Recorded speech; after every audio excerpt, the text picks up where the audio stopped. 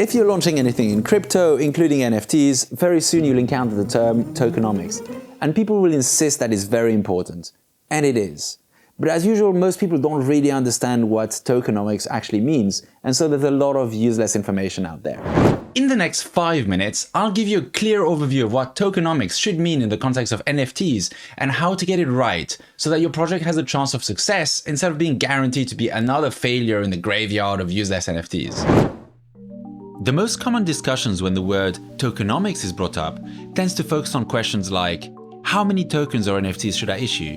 Or how many new tokens should be issued over time and to whom? Or even, who should get token allocations up front and how many should they get? But those are useless questions. It's not that the total number in circulation doesn't matter, it's just that it's more of a product design or maybe a marketing question, and not the kind of decision that will make the most difference to your NFT's long-term value. Though if you watch to the end of the video, I'll help you make this decision too.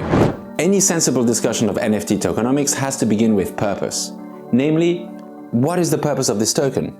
Just because there is a token doesn't mean that it needs to go up in value. In-game items, for example, could effectively be infinite open editions where a new item can appear at any time with no upper cap. In-game currencies or anything consumable are also examples that don't need to go up in value over time. Tickets issued as tokens obviously might have a cap per event, but they're not designed to be investments. When unlicensed resellers make profits off your event tickets, that's a bug, not a feature. A token that represents a partially used one-year subscription to a club or a piece of software should naturally go down in value over time. The value of tokens is driven more by their purpose than by their numbers. Let's say you do decide to create a token that is meant to go up in value over time. What will give it value? During the NFT bubble of 21 and 22, when there was a massive influx of dumb money and not enough projects to go around, the answer was simply scarcity, hence the focus on the number of tokens. If 1 million people are trying to buy NFTs, and there are only a few tens of thousands that are capturing attention at the moment, the price will go up, even if the tokens have no value whatsoever. This risky gambling behavior still happens with meme coins from time to time. But since we're not in a bubble anymore, and thank God for that, tokenomics is now more simply about the value drivers. What is giving value to the token? And why should that value go up over time? That is the answer that good tokenomics thinking should provide. As a simple example, if the token contains equity, like what we're doing at Investables, then the value driver is simple. If the company grows, the equity should be worth more. Then it doesn't really matter if there are 1,000 tokens or 1 million tokens. Whether you own 1 share or 1,000 shares, if the value of the company doubles, the value of your shares also doubles. There are other value drivers too. For example, if a sports club sells tokens that gives access to its players, and the sports club become more successful, the token value should go up, since a successful sports team is usually more desirable. If a token gives special privileges in a social networking app, and the number of users on that app goes up substantially, the special privileges are probably worth more. Whether equity-based or otherwise, the key question that your tokenomics should answer is, why is this token worth anything at all?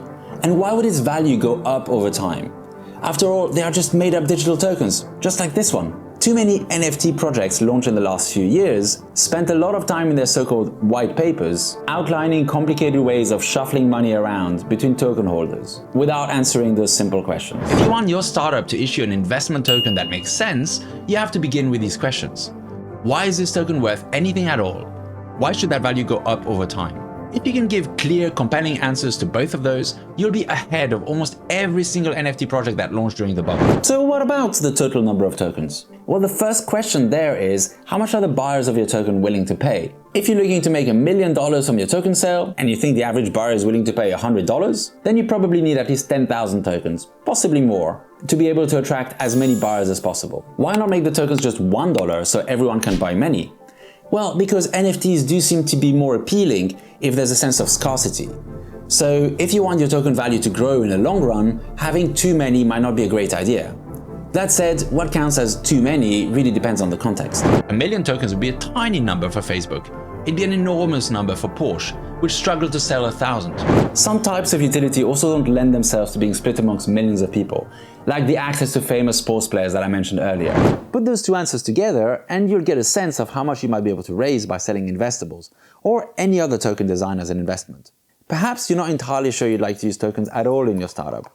If you'd like more clarity on this, luckily I've made another video which, in 5 minutes, will explain the major use case of tokens in startups and help you make up your mind. Here it is.